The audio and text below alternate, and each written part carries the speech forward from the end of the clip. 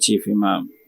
As the president said today, is a great leader we have ever had in Ghana, who has exhibited so much tolerance, peaceful coexistence with Muslims and non-Muslims. Ina gaida iyayena, ina gaida babban malamin mu shine Chief Imam Ghana duk baki da ina gaida shi sosai. Kuma shi Allah ne ya rufa muna asiri. Abinda ya bamu yau muka yi, wani shekara mai zuwa ya bamu fiye ga haka. Allah ya sa mu da muke zaman nan wani shekara mu fi ga haka. Da lafiyan jiki, da lafiyan kwazo, lafiyan hankali. Za gaisuwa na karshe shi na assalamu alaikum wa rahmatullahi ta'ala wa barakatuh. Shi yasa mu yi hankuri ba abinda za mu ce mu yi hankuri mu naso mu yi ladabi. Babba a bashi girman shi, yaro ya san shi yaro ne, babba ya san shi kuma babban ne.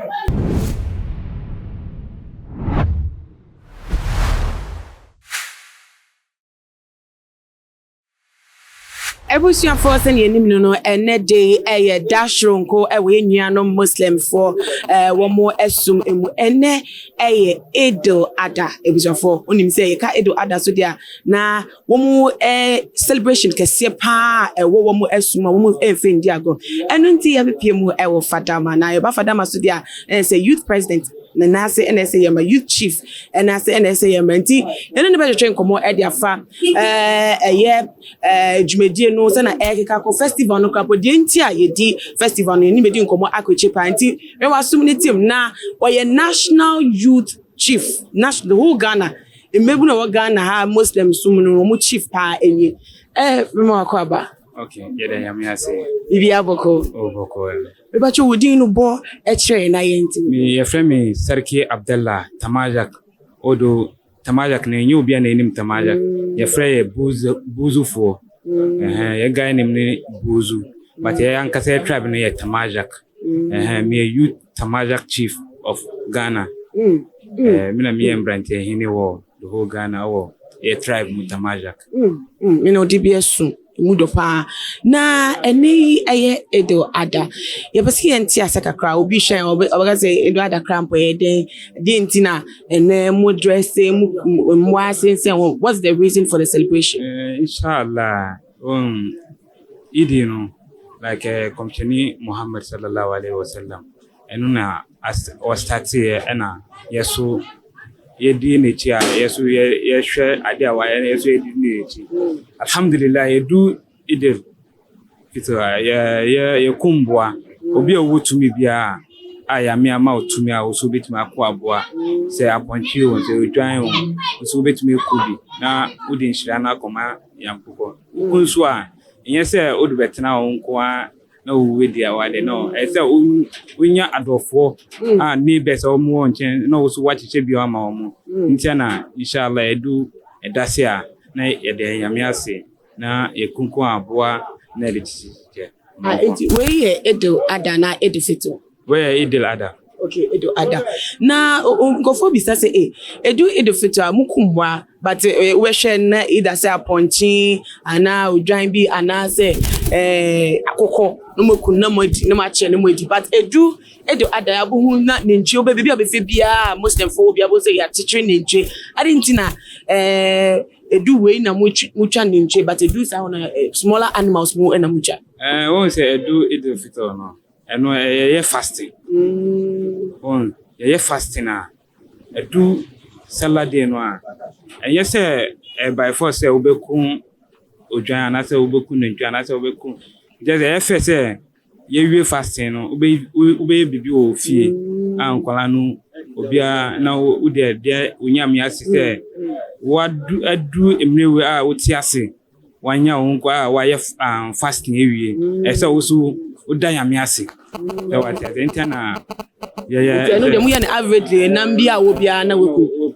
enti nentwe for Al-Adha no what's the reason for nentwe nentwe no enyo wonse nentwe no obi won ma odependi size a owo nipa dom obi won ma maybe okun ojamba kwa ensu no ani dom enti okun nentwe a owo ne besa obetima techa omo ebeso omo so what I say say unko no family maybe uti bebi a na won ni tumi say obeto nentwe a na wato odwan na wachiche sa na ade ne tie obi wonu za otumi chensa na watoto na wachiche amanfo na wata se nyo obi na wotumi se oto nentwi ana se odwan ana se obi ani ne tumi so wata yati ase na wakoye youth chief the whole of Ghana ide you be say do Al-Adha youth no as the chief no ya then na oye mama na say then na omuso mu ye efa celebration no se se am free asori na baba on se ma se same nti edu say boys no amugada sometimes e kuku enjoy na de chiche amanfo so what I say yeso ye boom so what and yes what than youth chief na oto and maybe unko na obetima ye nyoma ni ne debi omuso moboa so what omuboa na so ya made omu ni bi omu ni tumina ya amamu sana de na akusi so what nti midaya miase say akodu brewe a yeti ase enia ye wan edisala ni there will be yes sariki yankomo ne de bewe ya anisa nti se wakoye chief awoda the whole of Ghana embebunu ano youth chief yi na say ubenya ensem kakra akachom say celebrations no so kan share say ma wode jam no betimi agoya na wode tuja okay yeda ya me ase akoba ni say me show obia say obia oku opese oku na boa nkola na omugugu honum maybe oboa bi honum a maybe ahoma na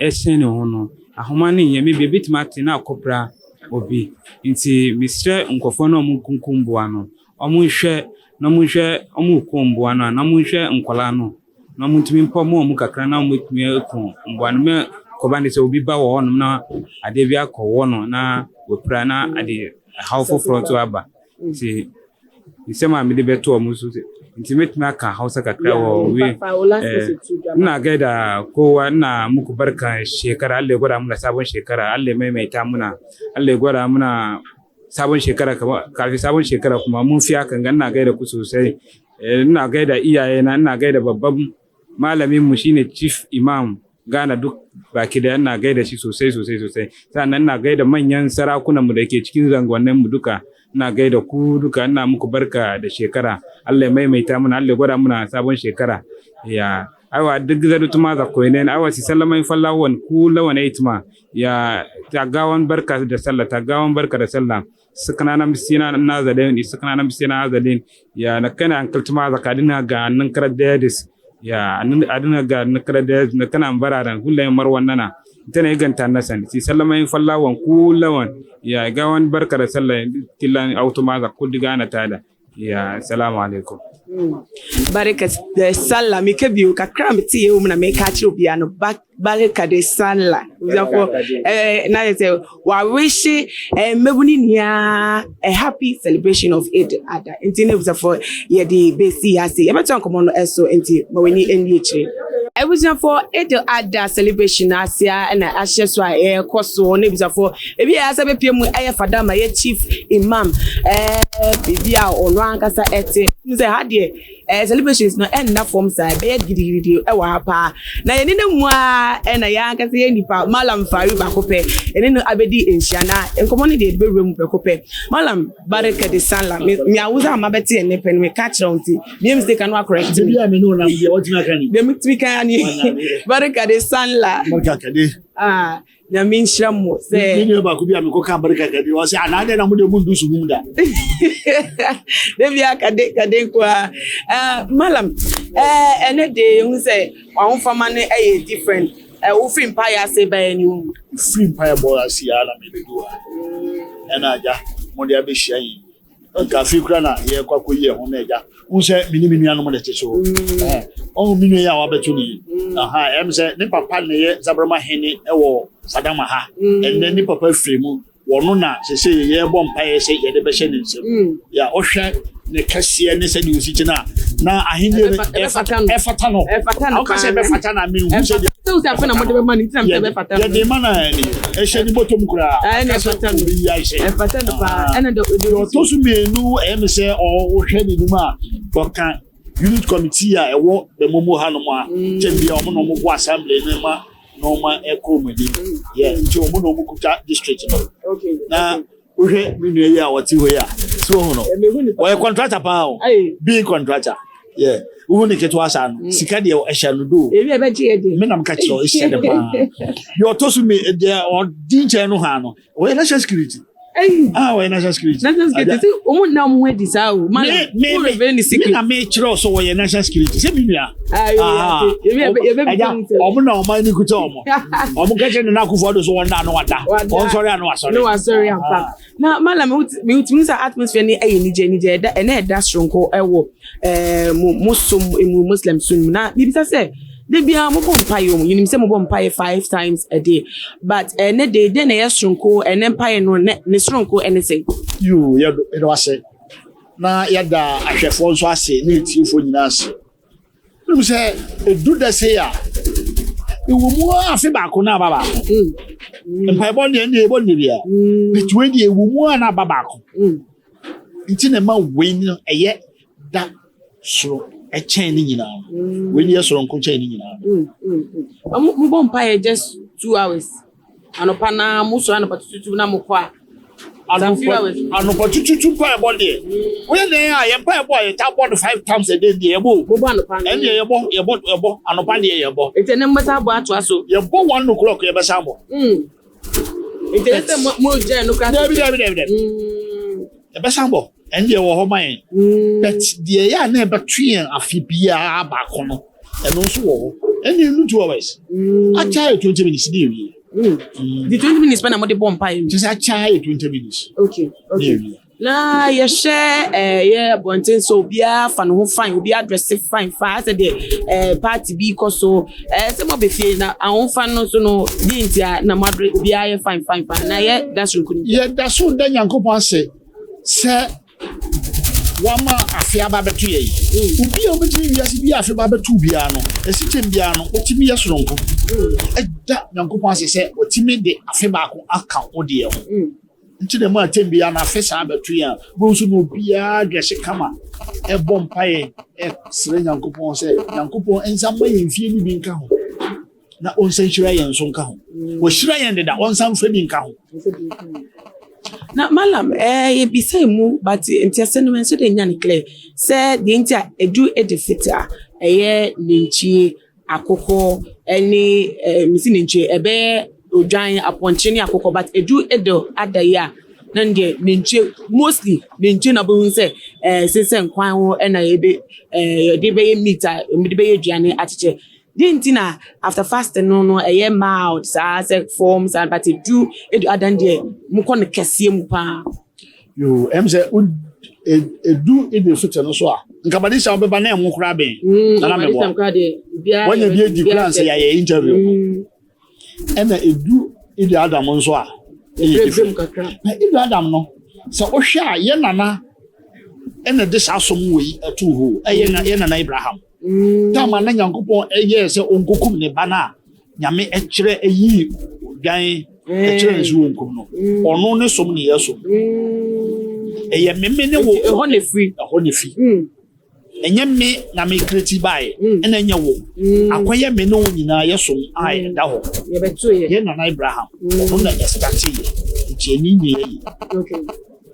but dienka eye better anka ye nyina say ke ye ya no senka odwan no ene fata senka ye de enu echi ene onu Nyankopon sandi na hwe ye de esoso but odwan no na ye the important one mo say obi a owo na ntwe kuro owo bekum kura no oto odwan ba akon e ka ho yeah wato na ntwe ba 1000 kura na oto odwan ba akon yeah manoti sister okum odwan no ansa wakum nintwe no na obebi sa won say enam odwan nam wa otu o nkwa betimi awe o yende say e shed ensa nti na ma na ye de nintwe ye de e ka ho nti nam ni bebrebe say na bo abon de se okum ma omo ben o nyina timi nya nam ni bewe omo mu etire ni hwan nyina timi nya e de ewe na wan ka sanso ni obusuan fo nya bewe sa ho se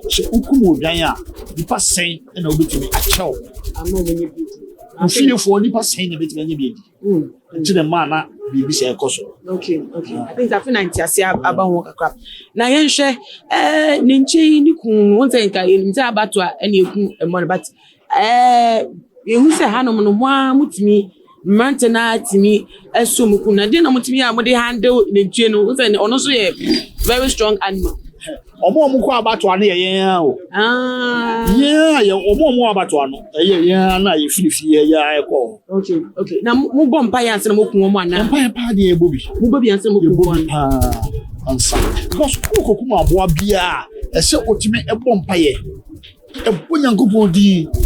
Ka sɛ Nyankopɔn, wo na wo de aboa yɛ ama yɛn. Yɛ di wudi ɛne ekum aboa we.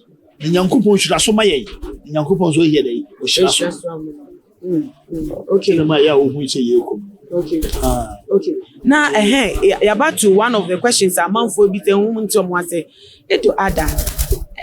I say any particular date. Say Uba Christian soon at 25th day, Ubika 25th when say Christmas. But it to Ada no who everyone November, everyone about August, everyone about October. I didn't know month necessary. Sana Arabic calendar. Arabic calendar no necessary. Arabic calendar ɛsesa nti kwan a ɛsesa de bia no saa ne nso yɛ fa so saa yɛ no ɛnyɛ meme ne wo ne ɛhyehyɛ yi o saa na Nyankopɔn na hyehyɛ ɛto hɔ ne da o sɛ wo ba wɔkye bobro nye ya modi a atam se yɛbɛte sɛ asɔfo ne bi bɛka sɛ na bi bronya no kra yɛ no a 25th no 25th na ɛtie yɛ deɛ obi ntimi nka nkyɛn sɛ ɛnyɛ da sɛ Dabi eyade a yan ye som no emfiri yen side efiri komshani Muhammad so bepemende nti saa na kala na nesisa nti be bia kala na ne besisa koto bia no saa na edi neji yen hweda ne da ma ko se enna ye 31st ne wo ye den a 31st ne se mbale tire ma ogu ibisa. Okay. I feel now watching mama yati ase. Na na mkwan so ye ba no obehu na papa mpenifo no bo no obi mo atwa o mo cheshia na report kitu bi sintem na TB susu na aso mo che no aso mo bonkomo. Sa ti no so no ewo meaning na significance wo mo so no. You em say you do eno so a. Memma ohene no. Also Fadama hene no Fadama Zabrama hene no ono wote ha edu so a ono ade no esi ne na so saa de no so eya indi ahemfo de o ene yen de ho gigibo ene ehu bi nti edu so a ono be kyerɛkyerɛ saa de nti em se ehye me sɔre kakra na ono wo bam ansa na unit committee na bam nti ohe o mala wan se na obe kokra po mala ma o defa o wet no o for show obi so for adofo mu eti obi a show nti o final message a o de mom no send across na area no ndu me final message ni say beti maka o kase mu kra mpa mo jo era mini magana kadan wanda zan yi ne shekara ya kai mu kara yi ma Allah godiya cewa Allah ya kawo mu sabon shekara ya kuma nuna muna wani shekara da kuma za mu shiga kuma shi Allah ne ya rufa muna asiri abinda ya bamu yau muka yi wani shekara mai zuwa ya bamu fiye ga haka Allah ya sa mu da muke zaman nan wani shekara mu fi ga haka duk wanda ke gida na haya Allah ya koma da shi gidan shi Allah ya bamu yawancin rai Allah ya cika mu da imani ya sa soyayya tsakanin mu duka abinda zai kawo na fitina Allah ka kora abinda zai kawo na fitina Allah ka kora Allah ka muna mai kyau Allah ka muna mai kyau shari na banza Allah ka fidda shi a tsakanin mu shari na banza Allah ka fidda shi tsakanin mu manyan mu na gari duka Allah ubangiji ka aje su lafiya Allah ka aje kowa lafiya Allah ka aje su lafiya baban mu yayan mu baban broda da yau ya bar duniya Allah ka ji kanshi Allah ka ramshe shi Allah ka sa ya huta Allah ka sa ya huta wanda suke cikin hukunci Allah ka kiyaye su wanda suke cikin hukunci Allah ka kiyaye su wanda ke cikin rahama Allah ka mishi rahama wanda ke cikin rahama Allah ka mishi rahama domin girman Muhammadu Rasulullah sirrul Fatiha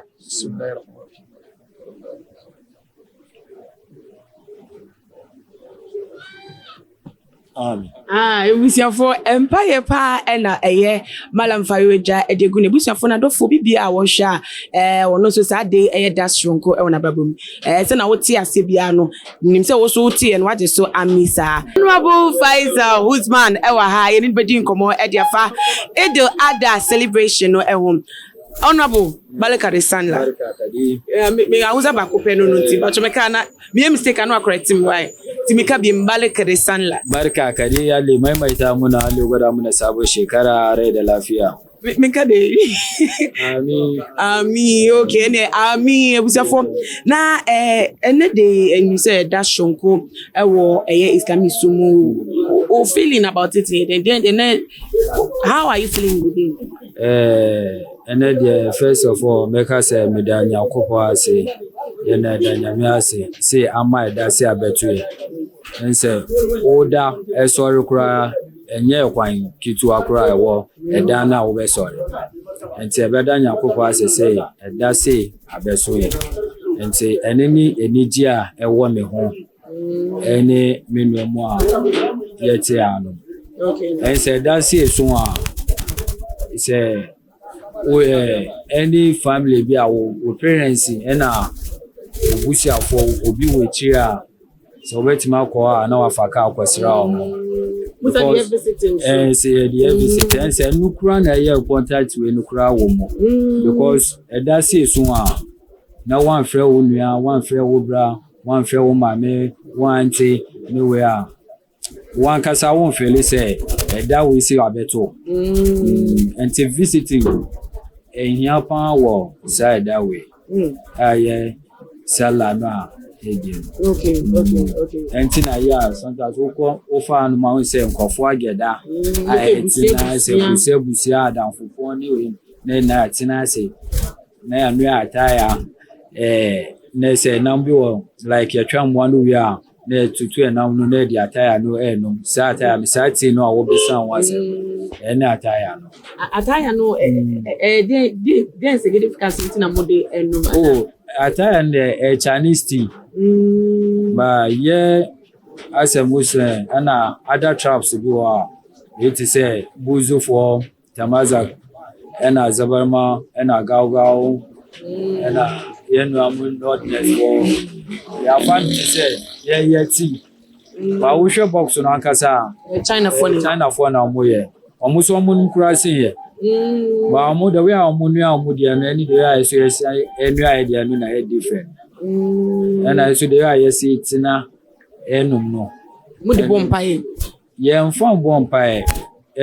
like a friend don't like say busy ayeten si say the attires to so just see na the attires so a ebe friend don't na nkofo abeta man bet na okaka na attire ni ebi ana misu manya kakra no enti most na it say idea ye nua e de bon komo e de we keep company any attire no okay watch ya say ati pa na any so watu nkra na mafre busua na busua aba na ejani particular bempa na edu edawe amoye because inside the fit on there ye mu pa na ya etaye wild krum be obefe be obenya mwedi but edu ejani particular ben na ya amoye eduani ye ga say eduani dia ye ne eduani particular ye nua ense obia ne ade a ope ense we so yes like me say me feel eduani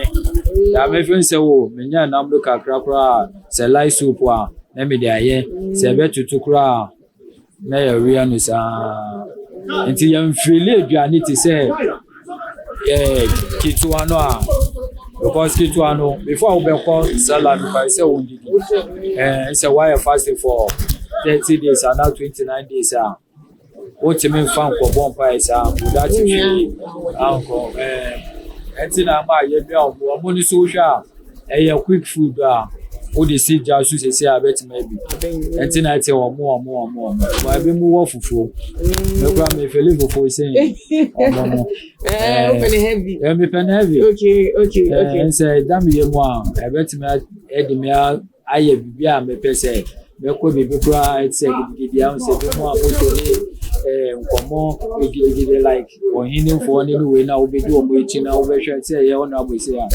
yɛbɛhwɛ nkɔlaa no ɔmohwɛ gɔta no a ɔmo amokɔtɔ gɔta mu a like yɛbɛhwɛ nkɔlaa no so a biribi nsi wɔn so yɛdi fufuo saa ɛboa sɛ mbɛdi wɔn sɛ adeɛ ɛkwan bɛdi mi. Honorable wey dey twa nkɔmmɔ no short cry nti na wohwɛ Tumaji Echayo massive followers pa amanfo dodo na ɛhwɛ wo message a wode ɛma wo nuanom from ɛwɔ other regions, other parts of the world a wɔn nso celebrate Al-Adha ɛne deɛ wobɛtumi aka mo kasa yan waye mu musulmai maza da mata farko na muku gaisuwa na musulunci shine assalamu alaikum wa rahmatullahi ta'ala wa barakatuh. Na biyu kuma muna barka da sallah, Allah maimaita muna sa kami sabon shekara mun fi haka iyayenmu, yan wayenmu, kanninmu, yayininmu da suka gabata Allah jin kansu. A sauko ne gida akwai mamaci sai Allah jin kan duka musulmai duka baki daya, kuma Allah kare shiryar da mu, Allah kare biya mu da dukan bukatunmu da babanmu, kakanmu, abin fariyanmu, National Chief Imam. Allah sare mu da shi ya kara mai yawancin rai da lafiyan jiki da lafiyan kwazo, lafiyan hankali. Sa gaisuwa na karshe shi na assalamu alaikum wa rahmatullahi ta'ala wa barakatuh. That's it. Ebusafo enkomona na yeto aso. For ye that's why e wo fada ma Chief Imam fie ni nim e na ye gina na se na akoye no hwe bebia enije no that's why koso atese Al-Adha no mo amfa nto fom kra mo ahyeda pa na je se afi we de wo mo edi ni ye pa na se wo matimi asepa mo ho e wo mo celebrations no na wo e chi akasa apaki ye Zongo Chief for Sotum wabedu ha se na wono nso e ba Chief Imam akache na se na be ya celebration so no nso de no abeka wo bi na se bibia akoye nse da se ne nkofo no mo komo na eche na da wo sra se busuafo wo di nkomo ko ekire da mo kai mo take mo on up on mo ho na se biko ye ma na ebusua da nije da dom da etine se nije no kwa na ebeko so nti twan se obepie efri ne ka no mu na ye ne edi nkomo ebusua for ya bepie mu hwe anaduane che ekoso nije na ne ye wo mu atse Al-Adha celebration na ebusua for Chief Imam ne yere penny ene na ye ne betwe nkomo kaka Al-Adha celebration so nti ye ndi community Imam. Good morning. Balikari sana. Aja, wacho yeti komo kaka aja. Aja, Al-Adha celebration no it's say na eko afi say na eko aja. Abin da take nufi ne cewa yau shekara muna layya na Al-Adha shin take gudanar menene kike da shi ke fadi ma mutane na duniya shin ce su yi hankuri ba abin da dai shin ce kamar a yi hankuri da duniya mun zo futu ne kaɗan mu koma ba mu gari ba ne da muka zo sama shi yasa mu ba yi hankuri ba abin da za mu ce mu yi hankuri mu naso mu yi ladabi babba a bashi girman shi yaro ya san shi yaro ne babba ya san shi kuma babban ne a yi ladabi in kai ladabi sai ka koma lahira salamun salam ewiase ya bayi ye ba edwadie ye maasi ye ba betena se nti ubia nya botre emfantene ewiase gidigidi hwan emfa enkosi bebia watem wakame emfa enkosi bebia jelo opa kire no na ye be bisa say my expectation for a year ahead say mo mafi de ni mo bonya ni nti afi eda mo ni mo expectation na mo hwe ni nse beto ba no mo sumu de mo hwe ni nse mo benya wasunu no so no de na obeka e de fo ya katika kawo abin da take nufi ne cewa da shekara ya zo da mu me kike nan da shi ke fadi ma jama'an duniya don duniya suna kallon ba abin da muke ce ma duniya Allah ya maimaita mana Allah kuma ya ji kan margaya Allah kuma muna roƙon Allah ya sa mu ga wani shekara Allah kuma ya ba mu kudi ya ba mu yawancin rai da lafiya abin da muke fadi ma jama'a kullum jama'a duk musulmai wanga ciwon da ya zo, ciwon banzan ga da ya zo, Allah ya kore muna. Wai shi ne Allah shi ya kawo kuma Allah zai kore muna. Allah ya kore muna da albarkan manzon Allah sallallahu alaihi wasallam. To ajiya na karshe me kike da shi ki fare muna da yake ke ne kike nan matsayin shugaba namu na kasan ga. Shi sa muna so ki fade muna wani abu na karshe. Zaman lafiya. Zaman lafiya ya fi komai. Ka zauna lafiya da mutane sai kai ma ka ji daɗi, karshen ka yayi kyau. Amma in baka zauna lafiya ba ya za karshen ka da yi. Karshen ka kuma bai yi kyau. A yi hankuri a zauna lafiya. Duk da jama'a a zauna lafiya a yi hankuri. Ƙarya yi da mutum zunde duk haramun ne. Duk wannan ƙarya haramun zunde halakace hasada. Allah ya kore muna hasada cikin zuciya. Hasada. Allah ya kore hasada. Allah ya ba mu lafiya da yawanci. Allah ya maimaita. Allah ya maimaita. Allah ya ji kan marigayi.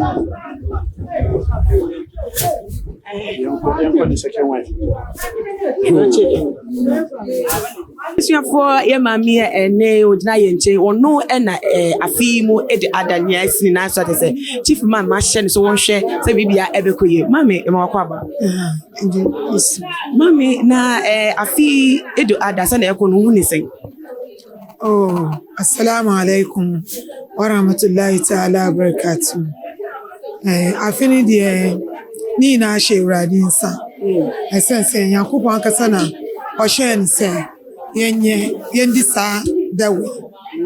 Bisɛ Prophet Annabi Ibrahim alayhi salatu wassalam. Ɛna Nyankopɔn hyɛ no sɛ ɔnku ne ba Ismail, Annabi Ismail. Nti tema akwala no so yɛ ready sɛ ne papa ɔntie deɛ Nyankopɔn kaa no na ɔmfa ne nyɛ de Nyame pɛ no. Papa no so fa sɛ ɔfa sika no sɛ ɔbɛku ne ba a ɔyɛ Annabi Ibrahim alayhi salatu wassalam. Ɛna Nyankopɔn ankasa ɔsoma soro abɔfo ɔde odwan kakraka sɛ ɔde brɛ no ɔtwae. Nti ɛwɔ so sɛ wo biribi wɔ wo nsɛm kakra ɛsɛ wo subuɛ wode Nyankopɔn afibia. Mami ɛdase na afibia ansa na coronavirus kra ɛba na afibia ni ho sɛ nipa dɔm mutumi kɔhyia mu ɛwɔ independence square na mo agyiminia na mo da befe ba afi mu wohwɛ sɛ na ɛkɔ na meet expectation na yare nti aba fam kakra. Ampa yɛreɛ no asɛm COVID-19 asɛm no deɛ menhu ka ɛsɛn sɛ yɛreɛ sɛ yɛse yɛreɛ Nyankopɔn na ɔde yɛreɛ ba but yɛso yɛagyegye yɛreɛ no so too much yɛagyegye yɛreɛ no so too much ɛsɛn sɛ Nyame wɔ hɔ ɛna yɛreɛ no wɔ hɔ but yɛreɛ no nyinaa hyɛ Nyame nsa wo yɛreɛ a wobɔ mpa Nyankopɔn tumi yi yɛreɛ no fi ho but yɛyɛ deɛ no ayɛ sɛ yɛgyegye adeɛ no so too much nka obiara ho sɛ deɛ ɔbɛyɛ no yɛhyia sɛ yɛbɔ mpae no Nyankopɔn na ɔsɛ yɛmbɔ mpae nti Nyankopɔn na ɔbɛhwɛ na wabɔ yɛn ho ban wahu Nyankopɔn bɛhwɛ yɛn na wabɔ yɛn ho ban bi sɛ ndɛ sɛ anka yɛada mpa so na yɛankɔ nkɔsom Nyame wei a yɛayɛ bɔne ate Nyankopɔn nti ɛsɛ yɛn nyinaa yɛpie na yɛhyia yɛbɔ mpae wie a na yɛasen abɛtena fie adɔfo nuanom maamenom papa obiara yɛnhyia na yɛndidi kama na yɛnyɛ yi.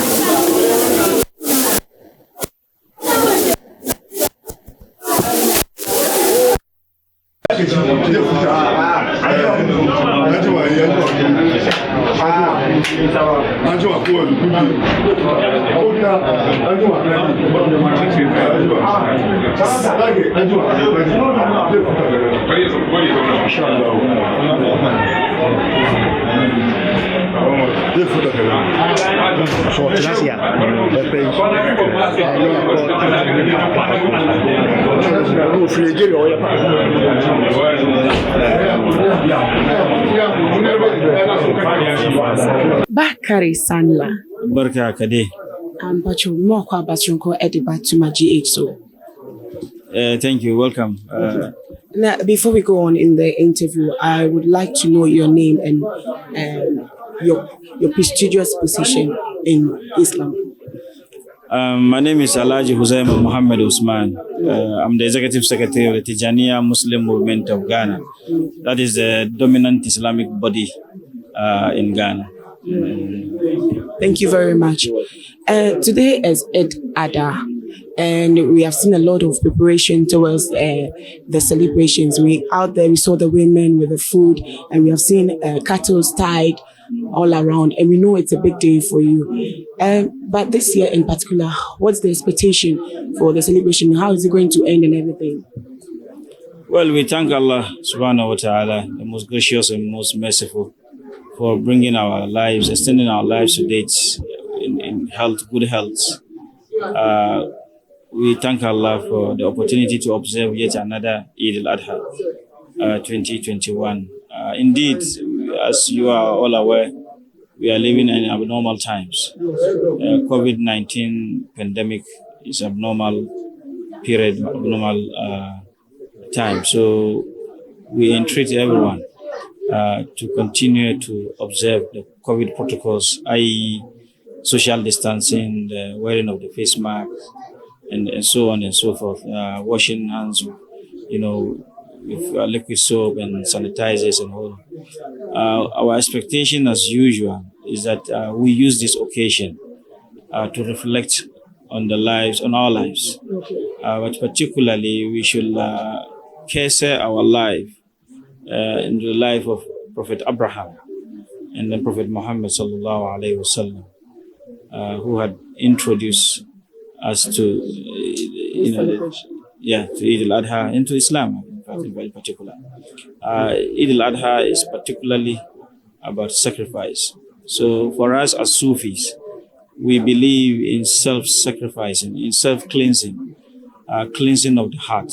We believe that Prophet Muhammad sallallahu alaihi wasallam had said in one of the hadiths that when your heart is clean, it is only when your heart is clean that your hands, the good deeds the deeds that you do will be clean and accepted by the Almighty Allah. So that is our orientation, the Sufis, the Tijaniyas, to clean our hearts so that it reflects in our lives, it reflects in what we do in our day-to-day lives. We want to use the occasion to advise all Muslims to observe COVID protocols at all times. COVID, does not have respect for anybody, and we think that we should also, reflect on the principles of sacrifices, i.e., to sacrifice our self-interest for another. The Quran told us that Prophet Muhammad sacrificed a lot of things for the sake of his ummah, for the sake of his community, and that is expected of all of us. Please, what are the expectations for the year ahead? What are the expectations in terms of the belief or the faith movement? We should continue to live in unity, in harmony with other religions. We should continue to exhibit tolerance. We should continue to support our leaders and also pray for our leaders to succeed, regardless of the political party in government. We should look at it as in a vehicle. The country that we live is a vehicle. We definitely need a driver. The political party that is governing us today is a driver. If we wish that driver bad, then we may never know where he's going to drive us to. If we wish him well, we support him with prayers. Then of course, we expect that he takes us to, our destination safely.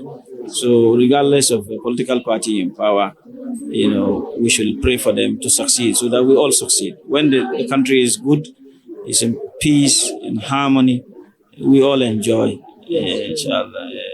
So finally, your message to the Muslims out there, everybody watching us, a final message to them. We shall continue to look up to the life of His Eminence, the National Chief Imam. As the President said today, he's a great leader we have ever had in Ghana, who has exhibited so much tolerance, peaceful coexistence with Muslims and non-Muslims. I believe if we do that, inshallah, our country, our peaceful coexistence will, reach another height that will go to the admiration of the whole world. Thank you. Thank you too. Before we leave, can you bless your people on tele for everybody to receive some? ربنا تقبل منا إنك أنت السميع العليم وتب علينا يا مولانا إنك أنت التواب الرحيم. اللهم صل وسلم وبارك على سيدنا محمد وعلى آل محمد كما صليت ورحمت وباركت على إبراهيم وعلى آل إبراهيم في العالمين إنك حميد مجيد. سبحان ربك رب العزة عما يصفون وسلام على المرسلين والحمد لله رب العالمين. آمين. Thank you very much. Mwakwa badi batu majid. Ena barika de sanlas. Na ajia na celebration no se na eko no hu ne sen. Oh, alhamdulillah, so far bibia I fine. Yes, sorry, Anopa. Yes, sorry, with this intention of going to the mosque and praying to Allah, thanking Him for bringing us this far. Inti edanyamia si bibia ekosu. Fine. COVID-19 the restrictions are bad, but in your moon, we say bibia na mnekwanso. Patron, bibia na mnekwanso. Ubia take measures especially the wearing of the nose masks. Ubia take measures.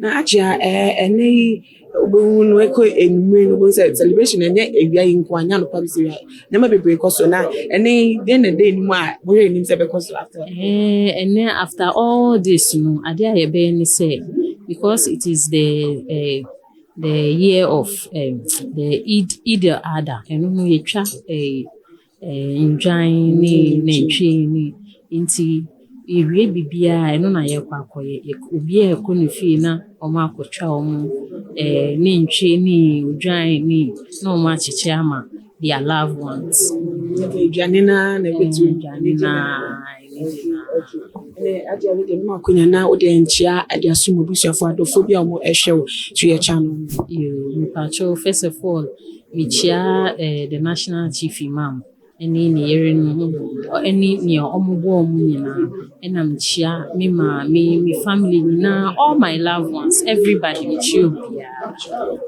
Na me sure baleka san la bi okay we say for here to an komo no esu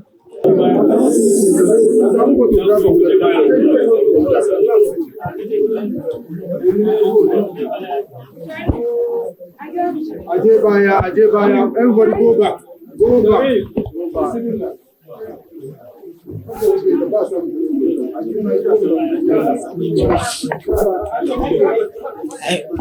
Ebusuafo sena munim no Muslims no omo ewo reference ene ana ede emma womo chief imam nti no ana ekoso enchia na domo a wo hu omo ewa ase womo ede emma no omo tese omo chia no for eda no obia ebeje ni shira ede free chief imam ho say ene de be shonko na ode afie eda ni modi enshira ene be rem de no ani enshira je ene enchia ene tabre ye hwe ewo kamera yi eso to say chief imam no osomomo ebopa womo edon womo ekire no enunyam mo hye enunyam anano at all times opportunity bi obenya bia no womo de anano entiaje na na ekoso ne se womo gini se mo hira eso ede aka ho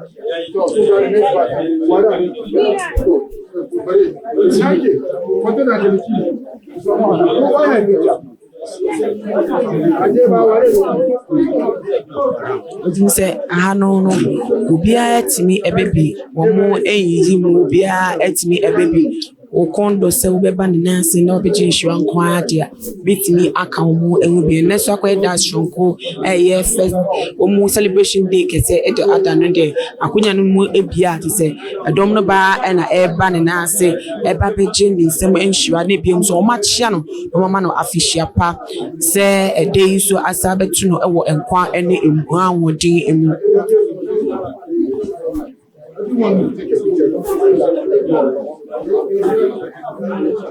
Chief Imam nete edwemu asabe wo hia wo shira wo na obodie mu so wo eso chia no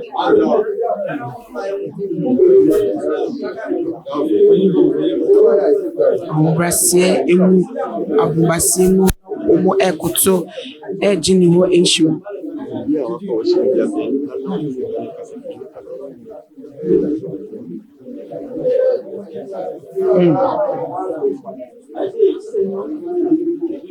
Mishana bi enomojin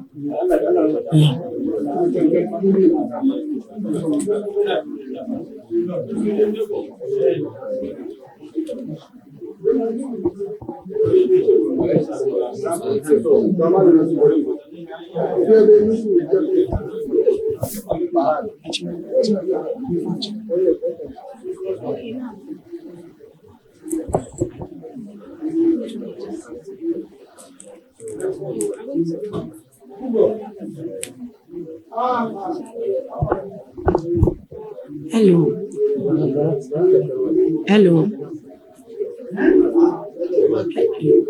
Bacho dintina muko nenase muko tiana mune ni dwa pictures insurance na muko na. So it's a sign of respect since you have a great man like this in your midst.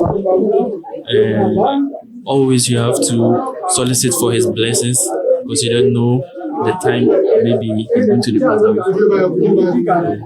Before then, you have to amass the bountiful amount of blessings you want from him before. Take advantage of the moment to get blessings of the moment and the day itself. Yeah, there are a lot of blessings, but the blessings of this day is very great. So we are taking good advantage of it.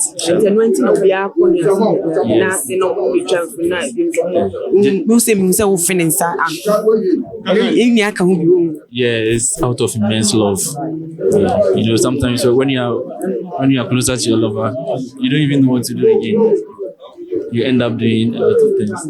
Do you aspire to be like him? Inshallah, nobody can be like him though, but we are trying our best to emulate his good conduct so that to become good people in the future. But to me, I think nobody can be like him. He's just one. He has been a good leader to you. Yeah, not to me, but to the whole world. It's an inspiration to us all, and it's still going to be an inspiration to generations to come. Inshallah. Thank you very much. Yabema, I mean, we say also wako Chief Imam nina se nina kucha infoni bi. Dinti na ya muye nisa. Mi wadaro ma ene mi kumasi kwa na me frebe salawa. Mi enya hana meti mi kumasi na meti. Nti Chief Imam ya papa wadaro ma tina me ba. Ne la uwe kai last 2 weeks na wo bi national mosque no wakanda. Nti ene no yakwa se ase ene no mbe salawa wakanda hono. Nti wo bi ejuma hono mle na enyina ya free kumasi na yebo edi domna ba se ba be tani chi ko sala no awakanda ntina adaruma ye bande ntina ofi kumasi ba ye na eya mokutu ne na sina obokutu sana mo benza ya de na eya mnifu ya fa ne sempinfo de one pinyin be kasa de a ese we de okutu se de be ya odi ani de be mano aha ntina ya pinyin de one ne be kasa na se wo be jibibia finu ese okutu se de be ya obe fa any day ma said any day father Bible book right o Quran mo sa oni pinyin kasa ese okutu ogun wa se we de said ya obe sumu said this se o sumu nyame sa na pinyin ti o kasa ne pinyin ese okutu na wonim sɛ panyin na wɔne ne kasa no nti na ayɛ a yɛbɛkoto no anim ɔno so wɔnyini wo so wahu sɛ ɔnyini paa nti nkyɛ bi a wɔ bi afa so ma abusuafo adɔfo asabɛnti nkyɛ deɛ yɛbɛkyia yɛmaso yɛma obiara happy barka de sallah ɛwɛhyɛ obiara nyɛ no abɔtrɛ ɛnyɛ gidigidi biara ma obiara nyɛ biribiara mbɛpra no ho ebia wobɛfa sallah no na woyɛ gidigidi biara na wofɔ moto yɛ biribiara sɛdeɛ ɛbɛyɛ a obi kɔpra woyɛ asomdi di sallah nti anigye afe na aso na obiara yɛ de ɛgye sallah nti obiara nyɛ no abɔtrɛ ma obiara nyɛ no gidigidi biara nkɔpra no ho nti me asɛm kakra no wɔka ɛka kyerɛ jama mo the whole entire global na wo nyenche ofie na yendi ochi nkofi na twe de bebre wo ho nti be di ochi ye be kofi ni akodi ochi bale kale sala na ekomo na yetwa enkomo no eso o hwe yenwan mu a ye ne omudi nkomo omunia e wo chief imam na so ye omunia akọ ne na ase akọji nhira ene na di nkomo na be bi se nyen se ono nso wetimi akọ chief imam na na dintina e ka o se ko ne na ase dintina ka o se ko ne na ase na o so ko kutu bi ne twa ye elda o chief imam kana chief imam ti o se ye bon pa ye wi no o se ye mbra na be jin shira no na da na ase se o timi o ya butre o ko ye sala na ye wi aso bi mu o se ye ko bra na enda na ase na enjin pa bo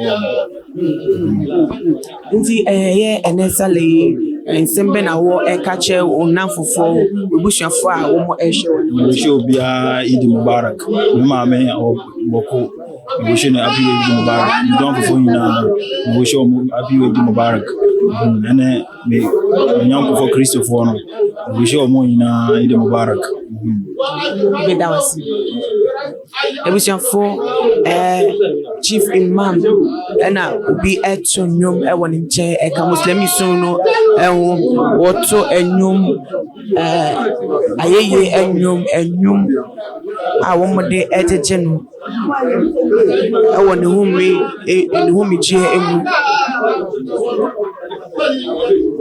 e ka som no bi aka sumnu bi ne nkwa no de eto ni we no organ ni instrument ahodo ne bi enka ho bi but recitation no reciting I'm saying recitation azimun kana dismilaki alfom wa ashinabu sagiri tabasam yanjali kahabbi gamami awla kalbarqi almaum wa hamatu uzman lisali tarajjal wa gabidu tarbi sajidu ba wa yasum وآذانه موصولة بتفكري وإن قال الفصل الولاق يرجم فينظر لا دواء والأرض غالبا يصف وفي رسول الله إذا برك السعار يبدو ويلمو وكالمون المكنون والمفراق ومثل رسول لا جربيات وعلى مالك الله أعدل غيره amanfo da so eba eye ne nasa beji ne nsem nhira empanifo enkola ma emema wo bia wo muslimi sumu di nidie di ma chief imam nti anu antin wo mo eba otiti a obi se wo ne nsem nhira de wo mo ejidi pan daddy watch 1 minute I'm coming.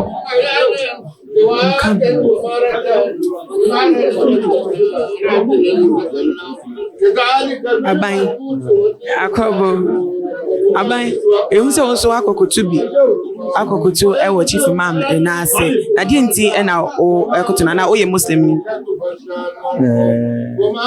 that way it's rather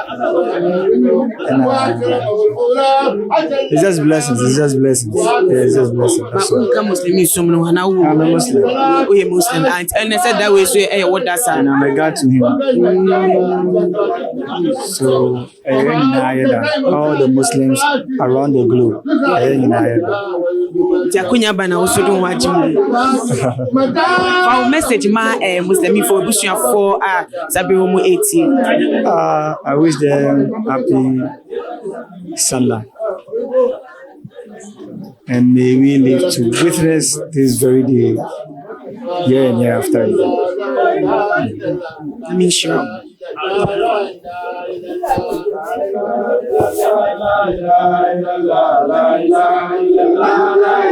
Nyom to one recitation no and Shirano na etwa so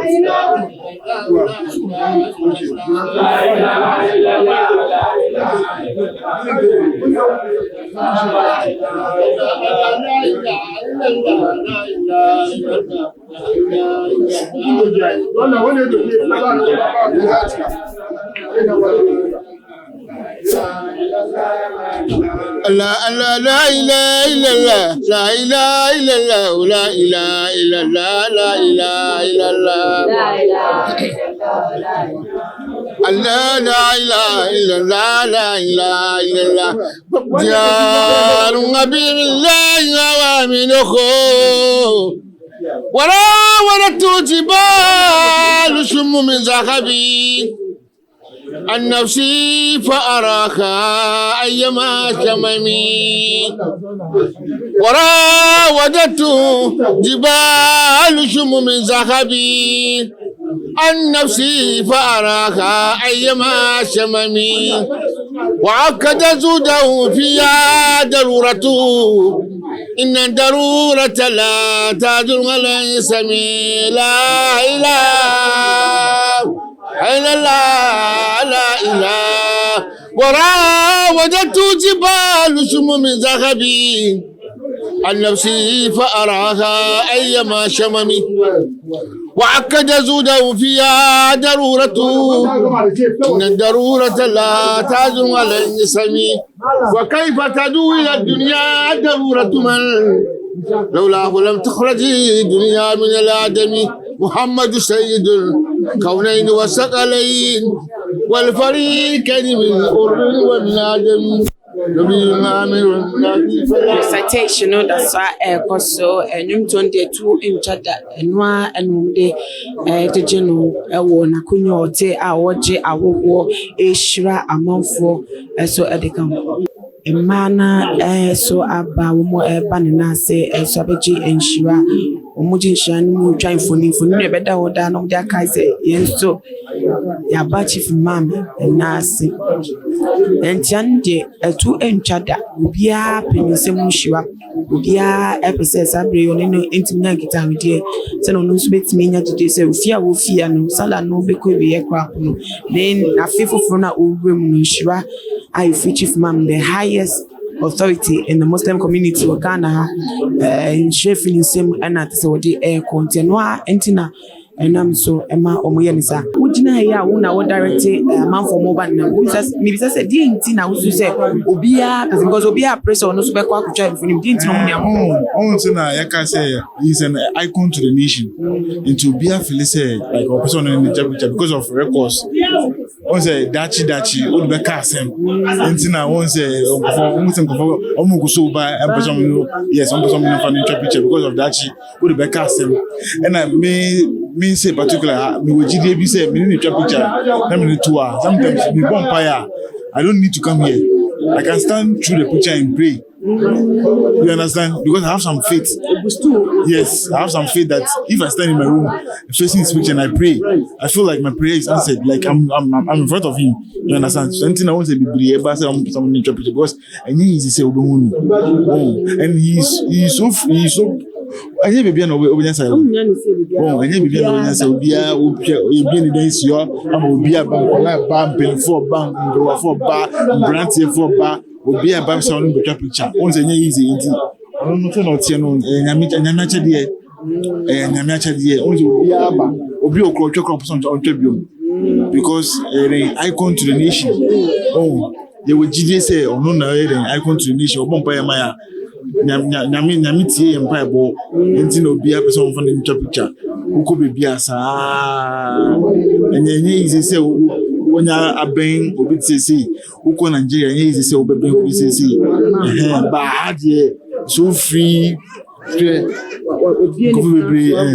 obi yes open stand for everyone to come inside no them and then we catch and say nkofo ba some on the picture no so in shana ta the number no picture was otio picture for picture sake otio didi you fi na pa for picture sake was otio obi ani ni picture to betina wa go so obi ani me yes obi tina wa sa obi e be wia obi akoma to ni yem aso no ko inside ono akola kura wo ye no bone a on ka sama be hawo obeka ni nice we amount sa na otie nti no obi a person dey on ben no oye bonu kwa no obekasa chiro ontia wo obeka in the nice way a wo kura wo koma eden ebeto yim there's all settle issues bia dispute bia ba the note this settle in the easy way wo kura wa bonu kwa na wo feel guilty wonu hu se wa bonu no nti no bia be ebese wo yem ben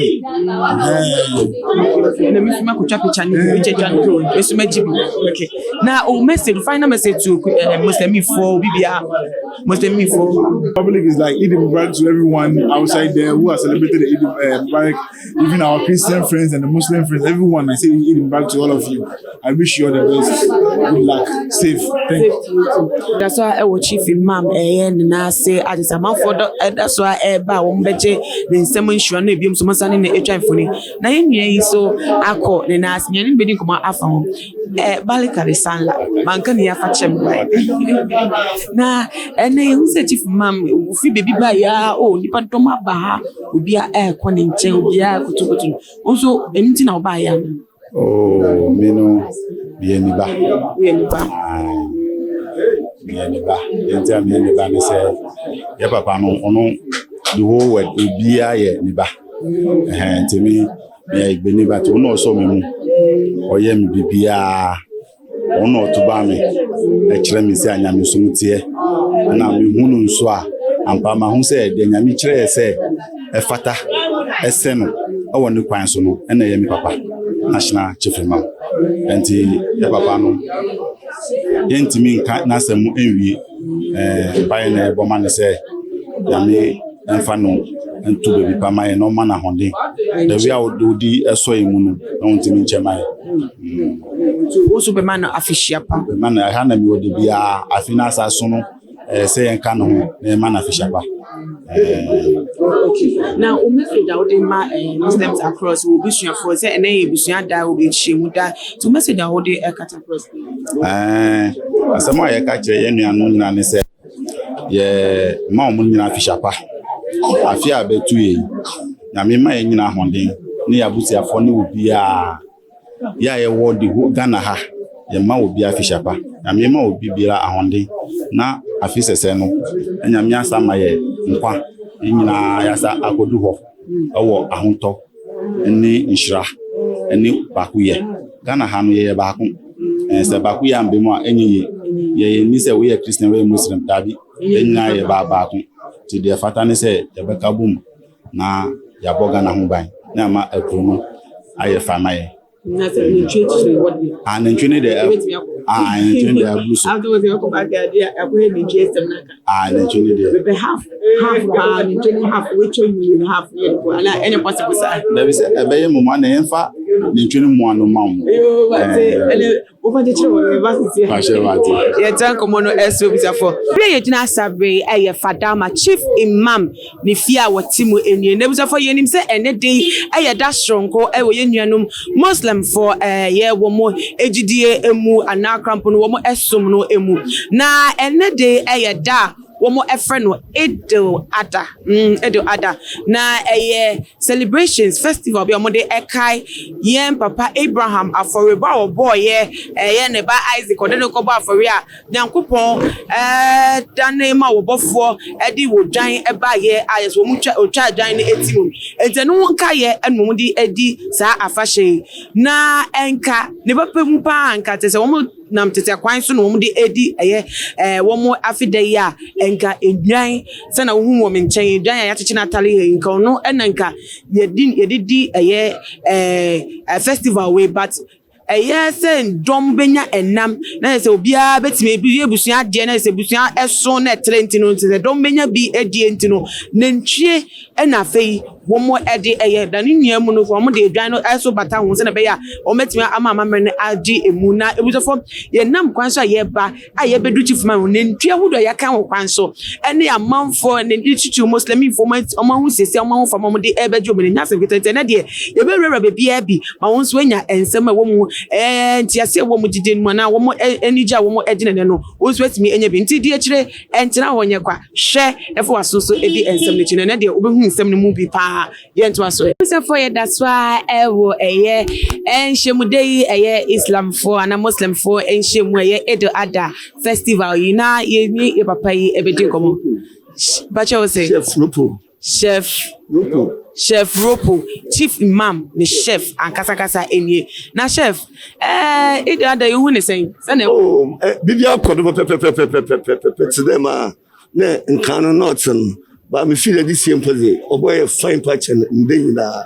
could be any fears ban ho oche emu oche angwa oche nam de gidi bia sunsi so palenze yebune papa de bia boko bia bonizin papa on kana sam bone bia woni bia na won so anyi wonnam nyina na woni wuzizi na chira Alaji Latif wunyina uguo wunya oho de won bibia ye bia on no hwon duma bibia kwado pepepe nzemo wode baba chenya hwe wode bibia so wode ko pepepe nti ye de amani nyina se won pai bo that type of polichima ye hwe mfi akalo ho na nda no ho omana honzon wa abiyina na Alaji yehwe se enen ni mafishiada afie da monyi mu expectations been in the world because you say afim yenu we since 2020 be